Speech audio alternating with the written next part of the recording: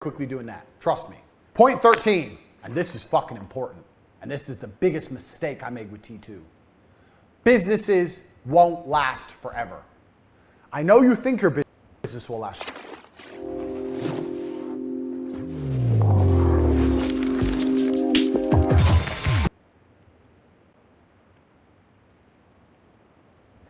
forever, but it won't. And if a business won't last forever, you need to get rich quick and put yourself before your business. The biggest mistake I made with T2 is I was so desperate trying to keep it afloat that I wasn't taking any of my own money. I bought a new car and I gave myself a little bit of money. But if I could go back in time, I would have milked that cow. I had money in the bank. But to keep it surviving, I didn't want to take so much money.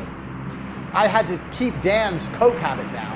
So I reduced the amount of wages we were taking, kept it low. So when it all blew up, I wasn't sitting on any money. I kept the company alive at the expense of me. If I could go back in time, by the time it all blew up, I'd be sitting on half of it. Look after yourself first. And this is very, very important because no business lasts forever. It doesn't matter what the business is. Even my TV advertising business that worked 13 years ago would never work today. Calling people on the phone trying to convince them out of money when they can just put a YouTuber for 500 pounds with more viewership and they can track the clicks and directly see how much money they're getting back. I could never sell TV to somebody. Never. This is before Instagram, before social media, before YouTube. All this came along and killed TV. Now there's a few big brands left. Netflix, who even watches TV? That business wouldn't last anymore. I bet if you told blacksmiths 200 years ago that being a blacksmith ain't gonna ever work again, they'd be like, what? People always need metal. What are you talking about? Blacksmiths aren't around anymore. Every single business is gonna fail, sooner or later. So if it's gonna fail, make sure you get that money before it blows up. I have no problem with any one of my businesses going boom if it's already paid me. If all my cam girls quit, but I have 3 mil, if I've taken all that 3 mil and invested it in a big studio and reinvested all the money and made everything nice and then they all quit, then what was the fucking point? The goal of a business is to make you rich. This is the point of your business, to make you rich. The point of a business is not to have a business for vanity. The point of the business is to make you rich. Look after yourself first. Now, obviously this is an equation. I'm not saying only look after yourself to look after your business. I'm saying take this in mind, keep it as a happy equation, and make sure you're getting that money. With T2, I made a mistake, and I kept funneling all the money back into keeping the ship afloat. My shit. T2 shit. On the waves. And I didn't take enough of the money for myself. Kept investing in new staff, new computers, dumb shit. I was 20. All the lessons I'm telling you now are lessons I've learned. If I would have just taken the money, you know what? Get a deal in. All right, yeah, we'll keep it going. Yeah, just take the money, take the money, take the money, take the money. By the time it blew up, I would have been sitting on 500 fucking grand. And I didn't. You have to look after yourself. A business won't last forever, so you have to take the money and get rich. Look after yourself. If you're thinking about, oh, maybe I need a new camera, maybe I need a new car, maybe I need new vans, whatever your business is, doesn't matter. Think about it, but also think long and heavy. Is that going to bring new money in? Let's look at a video production business. Just come to my head. You have a video production business. You're filming in 4K. You want this new camera, it's still 4K, but it does all these other features. Does the layman understand it? Not really. You can go to a meeting and tell him you're going to film in 4K, it's the same. That camera's 20 grand. I don't know. It's off the top of my head. I don't know anything about cameras. Do you spend the money on that camera or do you just pocket the 20 grand? I'm telling you, pocket 20 grand. Because it's not going to get you any more clients. It's still 4K. You can just lie in the meetings and pretend your camera can do what that camera can do. You're not going to lose or make any more business. Take the 20 grand. It ain't going to add money in directly, so you don't need it. You need to be getting rich from your company. Look after yourself first, because when your company fucks up, you need to be able to say, okay, abandon ship. Woo! Abandon ship with fucking suitcases. Don't abandon ship. When I abandoned T2, I had nothing. And that was a mistake. I worked my ass off, sleepless nights, millions of dollars through the bank for nothing. Don't do that. Look after yourself first. This is point 13. A business won't last forever. You need to get rich quick and you need to take the money. Take the money for yourself. Don't run a business for vanity. Look after yourself. Get that money and keep it. If you have to choose between you and the company, most of the time you should be choosing you. Obviously, it's a balance. You need to make sure your company's looked after. You need to reinvest in your company, blah, blah, of course. But still, you are the primary focus of your universe. Everything serves you, including your company. That's point 13. Don't make the mistake I made with T2, putting it all back in and not looking after yourself. There's a reason why you can actually put this in the course. Look him up, Sir Philip Green with BHS.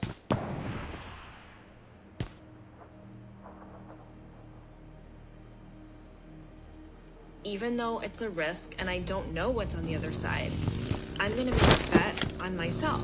I guess I'm kind of looking at this as a sort of rebirth opportunity. I just quit my job and flew to Scotland with no money or plans or friends. This is day one of me exercising every day. I've really gone and done it. It's a bonus farm. Turned in my 2-week notice. I just took the leap. Yeah, I'm really liking how my hair's been going. I feel like we're on the verge of a renaissance. They say to do what you love, and I love to dance. Oh my God! I can't imagine a more beautiful thing. Having any fun yet?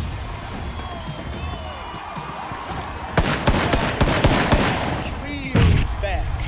This is dedicated to the disabled community. This is our moment. I wanted other women and other people of color to know it is possible. Sydney McLaughlin, there is no stopping her. That's a world record. When I was a little girl, all I wanted to see was me in the media. Change has become a constant. The way we embrace it defines our future. I've never seen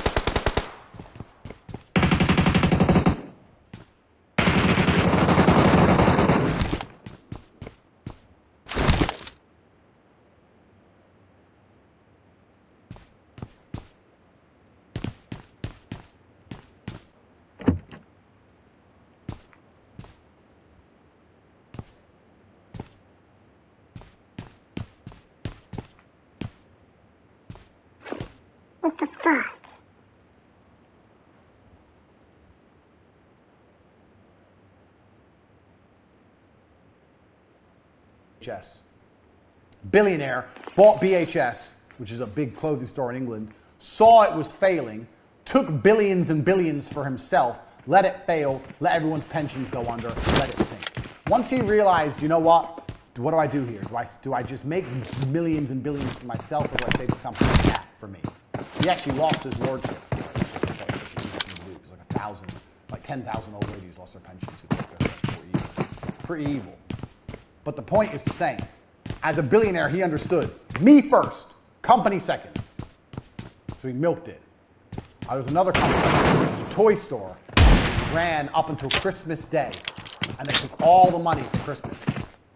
No, it was a catalog. Remember the catalog? There was these Christmas catalogs. I can't remember. There's these Christmas catalogs, and you pay every month, and you build up your balance. And then before Christmas, you can order all your presents and all your food from the catalog.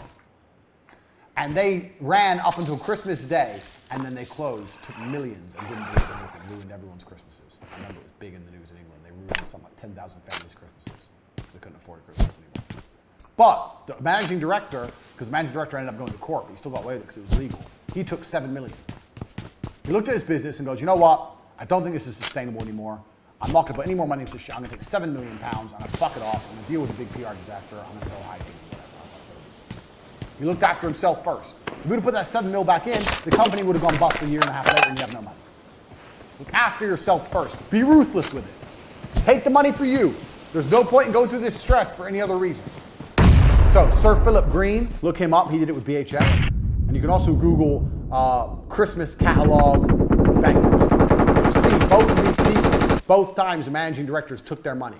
Same thing with the big banks. When the big banks went bust, all the banking directors, you think they didn't take big money? When the big banks all bust up, you think they didn't take their big bonuses first? The smart people know. Look after yourself first. Look after the business second. The smart people know that. As long as you're financially okay, as long as your bills are paid, your mortgage is paid, and you have money, everything's going to be okay. Point 12. I said this already, I'm going to say it again. I've been over this, but I'm going to stress it. Like I said, some of these points are going to overlap a little bit because of the way I explain things. Off the top of my head, I'm a fucking genius. I don't need to sit there and script this out. You can't fuck up if you don't spend money. This is key. It's very hard to fuck up if you don't spend money. Now, if you have a very successful business and you're sitting on lots of money and you don't upgrade your business and then you go out of business, that's a fuck up. You should spend money, yes. If you're a Blockbuster and you are sitting waiting for you to rent videos and you didn't invest in a streaming service like Netflix and you want business, yeah, you fucked up. You should spend money. But at the beginning of a company, as a hustler, if you don't spend money, it's very hard to fuck up. 99% of business fuck-ups are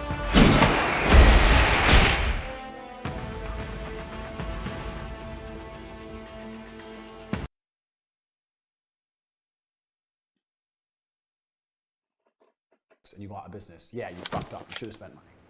But at the beginning of a company, as a hustler, if you don't spend money, it's very hard.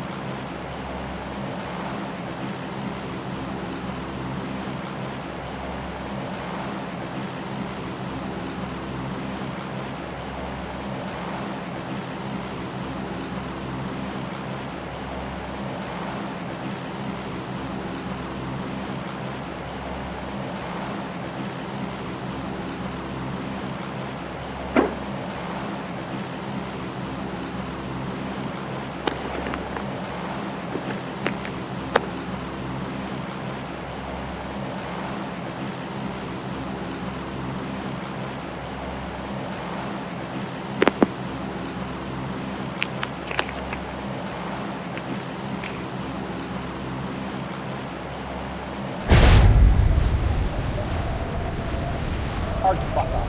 99% of business fuck-ups are, I spent cash and I can't get it. I spent cash and I lost. I spent cash and now I don't have enough.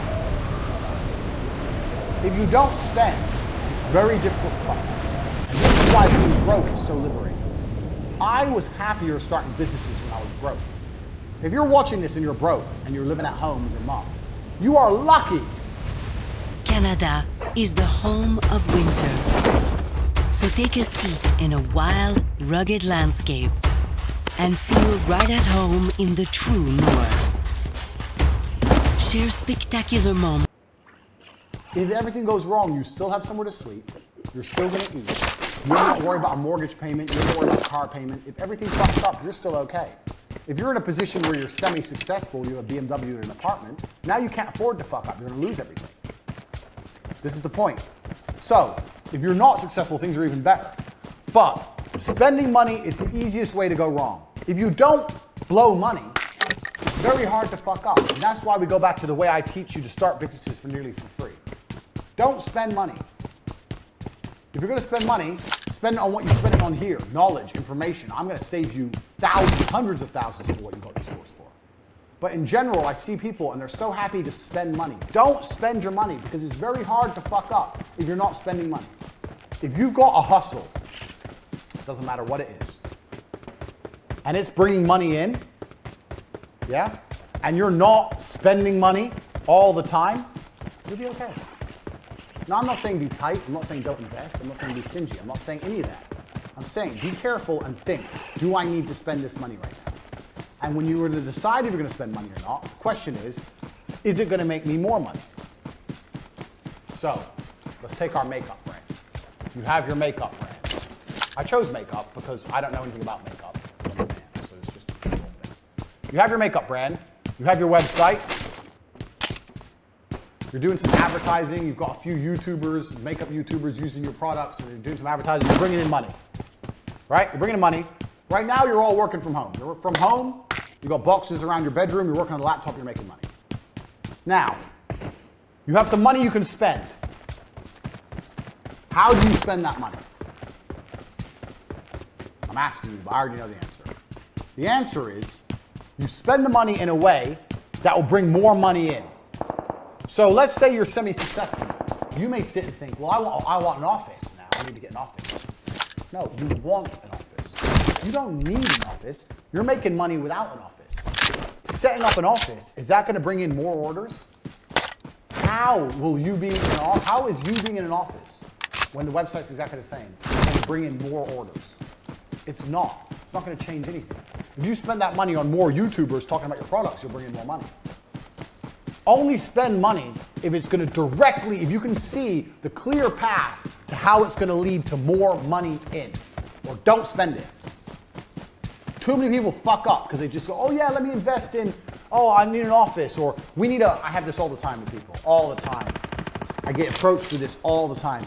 You need a back end. All the time.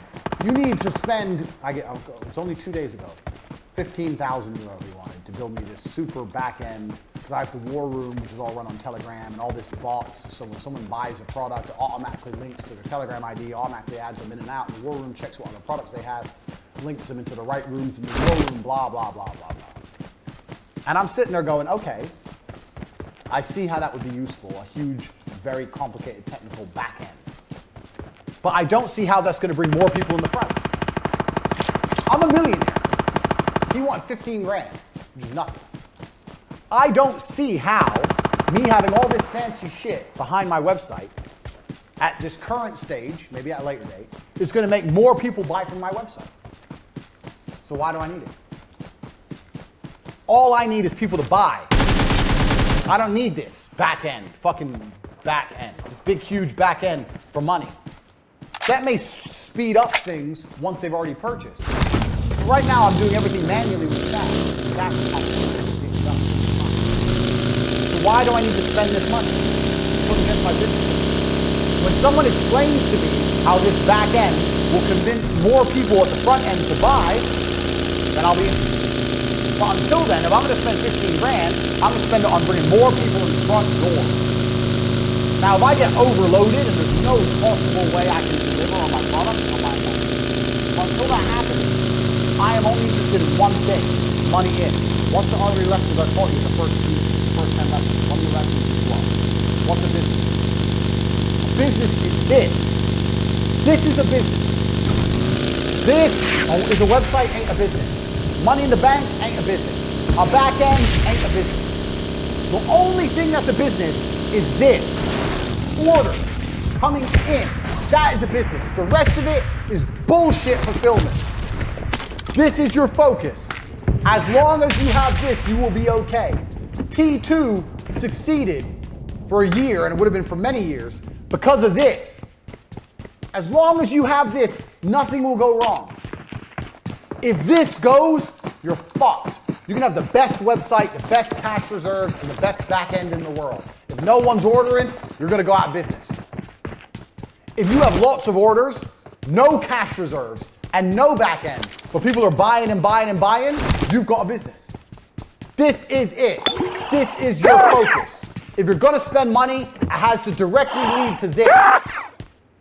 Don't fall for the geek shit, especially with the war room. I've had some people come at me and go, oh, it's going to be a program, it's going to be geek shit, programming, blah, blah, blah, blah, and you're going to be able to see everything, da, da, da. Very interesting. I understand why that sounds like something I need. But I don't see how it's going to convince more people to join the war room. I got supplies. People join the war room because I'm me and I give value. That's why they join the war room. And manually, I make sure everyone ends up where they need to be. And it's fine. You could argue that this might speed things up. And that's going to go back to number one, speed. This is going to speed things up, give my staff more time. But I already do my staff time equation. Remember staff, time saving. I'm very happy with the amount of time that's being saved, the amount of money each member of staff's making me. I have a good equation right now with my staff. That doesn't need adjusting. My staff are all fantastic. Everyone I work with is. So I don't need to invest a bunch of money. Plus, it's probably going to have a bunch of teething problems and not work properly. So the point is, if you're going to spend money, be careful. And if you're going to spend money, you need to see a clear link to how it's going to bring more money in. Nothing else. This is your business. Nothing else is your business. The rest is bullshit. Number 14. At the time, my schizophrenia delusions and hallucinations were full-blown. I thought people were out to get me. I thought most people... Reputation control. I get lots of questions of people that say, oh, what about, my reputation? People are saying bad things, etc., etc. To control your reputation is very, very simple. You need to do more good than bad. You're never going to have people 100% happy. But as long as, in general, you do more good than bad, you'll be okay. Also, you'll find that people don't often really go out of their way to slander you unless you really, really piss them off. And one of the easiest ways to piss people off is to ignore them. So, in business, no matter how bad things are going, you never ignore them. Even if they're blowing up your email, messaging you nonstop, I'm unhappy, I'm unhappy, I'm unhappy, try and find a solution. People only get worse and they only get bitter if they're ignored. Because if they're emailing you, then they're not writing all over blogs and forums and making their complaints public. They're complaining directly to you, which means you can manage it. So this is another very important thing about business. Everything I've taught you so far, you obviously see there was struggles along the way. And I learned the most important thing you can do to manage your reputation is to take all the criticism personally so they can't spend the criticism anywhere else. So if someone has any kind of problem, contact them and say, hey, you got a problem, let's talk about it, we can work something out, blah, blah, blah. Even if they're a complete unreasonable idiot. If you continue to email them back and forth and let them vent a little, they're very unlikely to continue to just spread crap all over the internet. That's the world we live in now. It's easy to find customers with the internet, and it's easy to lose customers with the internet. For reputation control, make sure you're prepared to speak to people, even when they're being dicks. That's point 15. And this is very, very important. This is going to be a major way you should change your thinking in regards to business. You've learned a lot of things so far, you're about to learn something else. And I think I've mentioned this before on Twitter, but if you missed it, this is very, very, very important. You have to change the way you think about money. And you're going to change the way you think about money by only thinking about money all of the time. I'll give you an example. 99.9% of people who go in a coffee shop and buy coffee and sit down. If I go in a coffee shop, I go in, I look at the prices of the coffee, I look at how busy the place is, I buy my coffee and I sit down, and then I think, if I had to run this business, would I make money? Is there a way I could run this business and make more money? How much do I think the rent is in this establishment? How much are these coffees? How busy is it here? Do they sell cakes and sandwiches to make extra revenue? Who are the main customers? Well, it's mainly businessmen. I can see there must be a business district across the road. Why are the waitresses or why are the people who work here not hot young girls to attract more men to come in if that's the main customer? Think outside the box and look. If I were to open a coffee shop right next door, could I beat them? Are these coffees expensive? Are they cheap? Are they good? You have to start looking at every single business you interact with, every single one, and see how you would compete with them. Or if you had to run their business if you believe you'd make a profit. Because what you'll often find is you'll see there's a lot of people making mistakes and you think you can probably do better and you might be able to beat them. So you need to sit, and when you're going through your normal life, you're having your coffee, you're sitting in fucking Starbucks, whatever. Obviously competing with multinational like that is going to be very difficult. Any business you interact with, just start training your mind to view their business, how you believe it works, everything from rent, overheads, the product, the profit margin, whether you think you could sell more, any tips or tricks they're missing, everything from start to finish. Just have a look and see if you can work it out. You'll be surprised how much you learn about business self-taught. I do it with every bar I'm in, every restaurant I'm in, every coffee shop I go in, everything. Even simple things, like even things I know nothing about, like a mechanics. I don't know anything about fixing cars. Still, I'll look at the amount of cars they have around, look at how much they charge me for my time, how much labor is, how much I think they're charging the low-level workers, where's the big boss, how much is he making. You need to start thinking about money and thinking about businesses like this. Every time you interact with one, you need to analyze it. And your analysis will get better and it'll get more precise. Obviously, there's some information you don't know. You don't know exactly what the range is. You can estimate it. You should be able to estimate it. So this is one of the really important mind hack I teach anyone who wants to get serious about hustling and making money. You need to start approaching and looking at all businesses this way. Because what's going to happen is when you eventually open your own business, there's going to be some lessons that you identified, some mistakes you identified in the previous businesses that you're going to make sure you don't make. Whether you're opening a coffee shop or an online company, it doesn't matter what it is. You're going to identify the mistakes and you're going to change them. So even next time you buy something online, most websites nowadays are extremely streamlined. But still, if you identify a problem with the website, if you identify a problem with the email that comes afterwards, if you're unhappy with a particular aspect of customer support, if you don't like the packaging it comes in, whatever. Analyze everything and remember everything because you're going to use this stuff for your new company. So this is a very important mind hack. This is something you need to do permanently as a matter of habit. It's what rich people do. When they're sitting around money being made, or they're sitting around money being exchanged, because money's never made, money's only exchanged. When they're sitting around and they see money being exchanged, they work out exactly how and why and who's benefiting. So this is something you need to start doing as a matter of habit. It's extremely important. All right, number 16. If you're working a job, you need to identify all the ways in which you could do your job better. A lot of people work their jobs and they don't try very hard. We've discussed this already about how lazy employees are. If you're an employee right now, you're probably lazy. So, you're working a job, you're not trying your best. Make a list of all the ways you could improve how you do your job. You could work faster, you can make more phone calls, you could care more about X, Y, Z. You could do the entire 9 hours without super long bathroom breaks where you disappear to sit on your phone, whatever. Make a list of all the ways you can improve the way you do your job. Then ask yourself why you don't do it. Why don't you work at 100% of your capacity? And the main reason is probably going to be because you're not incentivized to do so. I don't know about your job. Obviously, this is the Hustlers University. We're going to teach you how to make money outside of your job. But if you're in a job right now and the fastest way you can do to get a pay rise or increase your money is literally to sit there and think, I need X, Y, Z to be incentivized to do this job properly. I think you'll be surprised how often you can go into your managing director or your, especially for smaller companies, your boss's office and say, look, here's the deal. I want to do X, Y, Z, X, Y, Z, X, Y, Z. I think it's going to make us a lot of money. I just want to say, if I'm right and it pulls off, let me prove myself first. Let me make the money first. If the money starts rolling in, that's when I'm going to be rewarded for it. They'll say, oh, okay. They'll call your bluff because you promised them money. When you go in there and you say that, all you've done is say, look, I want to make you some money. You say that to them, let the money start coming in, and they'll often reward you for it. If you're not doing your job to the best of your ability, then you need to be doing something else. And if you're not doing the job to the best of your ability, you need to be using that time to start something on the side. So my work history, as you can tell, is very varied. For a long period of time, I worked, when I say long, about a year, I worked for a company called N2. This is the best time of the year to play World of Tanks. Play for free and get tons of gifts. Hey, it's Ryan Reynolds, owner of Mint Mobile. With a holiday offer, I think that you're gonna like. When you switch to Mint now. N2 sold web advertising. It sold advertising, websites, SEO, Google AdWords, all that kind of thing. So we would call up companies and convince them they need a new website, or they need SEO, or Google AdWords, or hosting, blah, blah, blah. It was like an online advertising agency. This is a few years ago. At the same time I was working there, this is the company when I read Wikipedia three days a week. At the same time I was working there, I was pissed off that I wasn't a business owner anymore. I kept remembering T2 and all the mistakes I made at T2, and I wanted to start a television advertising agency again, but I couldn't afford to quit this job, and I also knew that it was going to be very, very hard to sell television advertising like I did a few years before, because this was, when I was selling it before, was just before the big credit crunch. Remember that? Now we're in the height of the credit crunch, so it's going to be very difficult to get money out of people. So I decided to start a company anyway. I started a television advertising company called Vixels. I looked at the word pixels, I changed the P to a V.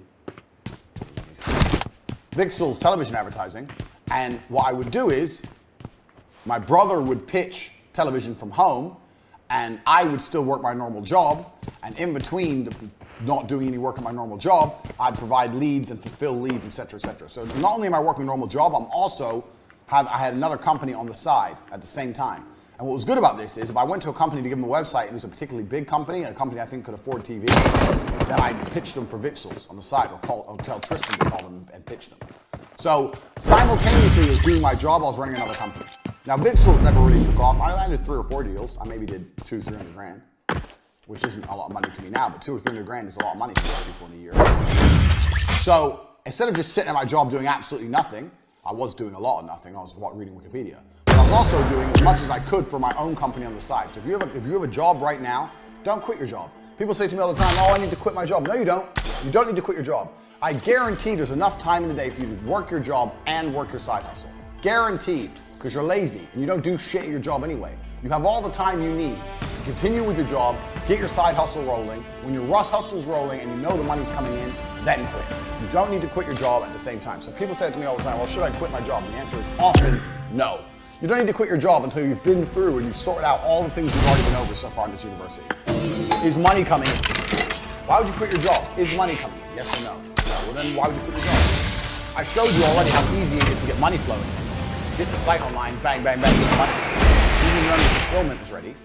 So if money's not coming in, you don't need to quit your job. No, you need to do everything at the same time. You can get money rolling in first before you consider ducking out of a job, sitting around at home, and being broke. So that's a very important key thing about jobs. I get asked that all the time.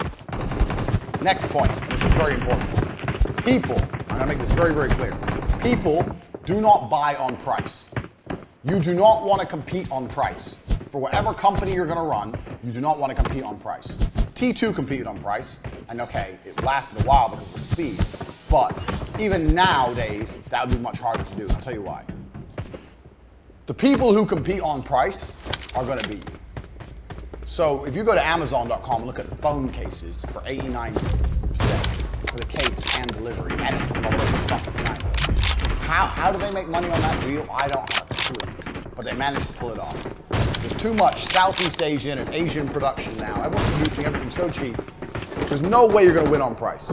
You need to sell on brand. Here in the West, living where we live, that's our advantage. We have the whole idea of branding and quality and reputation. These are the things you need to sell on. You do not want to sell on price.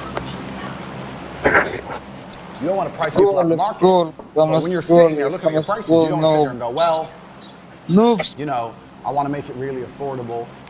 I really have never experienced that. So you've joined my university. This is, I don't know if you joined at half price for $9.99 or you joined at full price, whatever. I could have done this cheaper, but why would I do it cheaper? This is the value. The value here is everything I'm saying. This is how much it should cost. So you can't just be looking to sell things as cheap as possible. I see a lot of guys, especially the Twitter gurus, loads of them are selling ebooks for like $17, $13. How are the fuck you gonna get rich off $17 ebooks? You're not. So if that's the only price people will buy from you at, then that shows your brand has no strength, no reputation. If you had genuine strength and reputation, you could sell at a real price. So where your price point lies says a lot about who you are as a person. If you want to be fucking Lambo, or do you want to be bullshit? This is where all the ebooks, the little ebooks are. This is where I am. Why can I sell more than them? Why can I sell for a much higher margin, a much higher price? Because I have a reputation and I provide a better quality product. So when you're looking for whatever you're going to do, whatever you're going to launch, when you start putting prices up, if you put it up high and you're not selling, and you find yourself really reducing the price to try and get sales, that says a lot about who your reputation is. You need to do some reputation management. You need to build your reputation, build your credibility, build on the point that you're an expert in your field. As you do that, your price will increase. That is the easiest way to make more money. Because there's only a certain amount of customers in the world. Let's say there's only 100 incels who are going to buy a book about how to fuck today. There's only 100 of them. It's the only people on Twitter who are going to buy a book about how to fuck today. So the easiest way to make more money is to charge this 100 people more money instead of trying to find more people. Especially with Twitter, because if you're selling on Twitter, Twitter following doesn't grow that fast. Your Twitter followers may not be that big, and if even it is, let's say minus 30,000, they don't grow very quickly. You get shadow banned, takes a long time. So you only have a certain amount of potential customers, so you want each one to spend as much money as possible. This is the reality of the game. If you're selling shit cheap, like a lot of these Twitter guys do, that's because they're cheap and they're lame. They're lame. Never sell on price. Also, you'll have more problems and more complaints from people who buy cheap things than people who buy expensive things. And the reason is because the people who buy expensive things are getting Lambo quality, like you're getting here, all the information I'm giving you. People who buy the cheap things, they're just buying it because it's so cheap. They don't believe in the person. They're just like, oh, what's the worst I can do? I'm only losing 13 bucks. But then they'll still feel pissed off when they realize it's garbage. So your number one goal, your number one aim in whatever business you do is to constantly be increasing prices. You need to be looking to constantly increase the price. And the way you do that is by constantly building on your reputation. That is how it goes. Even if you have to start off at a lower price, you need to always increase the price. You should never get to a point where you've priced yourself out. People don't buy on price. People buy what they want. If people want something, they're gonna buy it. There's a whole bunch of expensive shit that people buy, trust me, because they want it. You have to make sure that people want your product. Do not be one of those, well, I'm the cheapest on the market, guys. That never works well. It gives you a bunch of dickhead customers and it stops you making any kind of serious money. Don't do it. Next, you need to learn to shut up and listen. This is a really important point for business. Super important. This is something I see a lot of people make mistakes with. I'm gonna destroy my beautiful diagram here. Right. Most people, once they start a business, won't shut the fuck up about their business. I know so many people who are making money, and yeah, they're making money. But as soon as you start talking about money, all they talk about is how they make money, their business, how smart they are, ego investment, how great they are. That is not going to teach you anything. You only learn by listening. So whenever I'm around people who are making money, I don't talk about money. I mean, it's different if they're friends of mine, I've known them for a long time, we're interacting. But I mean, if I'm meeting people and they're businessmen and everyone's talking about how they're making money, I shut the fuck up and I listen. Because anyone who's making money, one way or another, knows something you don't know. There's a lesson everywhere. So when you interact with someone who's rich, you have to say enough to convince them to talk. But don't talk too much yourself. The more you talk about your own business and how you do things, the more time you've wasted. You already know your own business. You already know how you do things. Maybe if you're asking him directly for feedback, yeah, I do this, what do you think of this? But if you're bragging, blah, blah, and I'm this, and I turn over this, da-da, you're just wasting time. Let other people talk. Learn from other people who are making money. Even if they're in an industry which is completely different to yours, it doesn't make a difference. Shut up and listen because somebody knows something. Even Dan, who I ran T2 with, Dan was a crackhead. Dan taught me shitloads about advertising.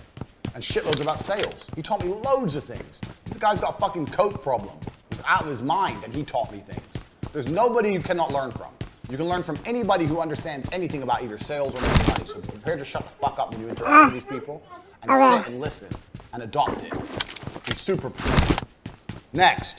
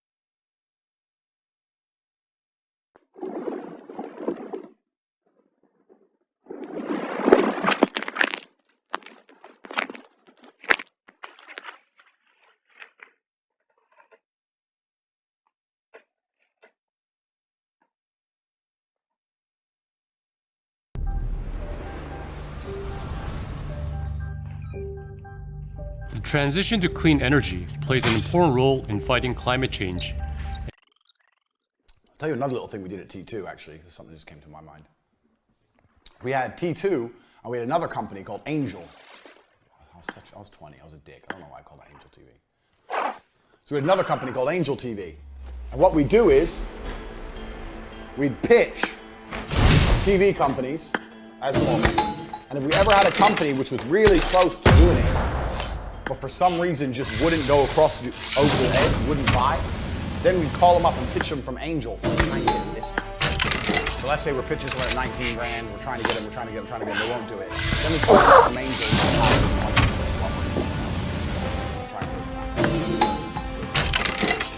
But the point is, that's another little thing you can sort, another little business tip. If you have a company like that, if you have a partner, business partner, or you have some members of staff that you have to interact with if they're talking to you in the initial organization, if you're really trying to get this order in existing organization, you can always try to pitch this somewhere. There's a lot of people who are doing that. I won't say who. Lots of different industries who are coming along, trying to close the business, closing the lock, but those stubborn motherfuckers are coming along with another company and scooping them up. Keep that in mind. It's something else you can write down and think about. We'll come back to Angel later on in the university curriculum. Next, attention is free advertising. So you need to get good at getting some attention, somehow. I get attention, some don't. You need to find a way to get attention. Because all advertising is buying attention, which is fine. But buying attention is more expensive than getting attention for free. And when I say for free, I mean free financially, to getting attention still. So you need to find a way to get attention. I think you already understand this. You already understand viral marketing, no such thing as bad press, blah, blah, blah. But finding a way to get attention is a fantastic way to start generating money. Now, what most people do is, you see a lot of people, they find ways to get attention, but they don't monetize it. So for this, I'm going to put in an example of my start.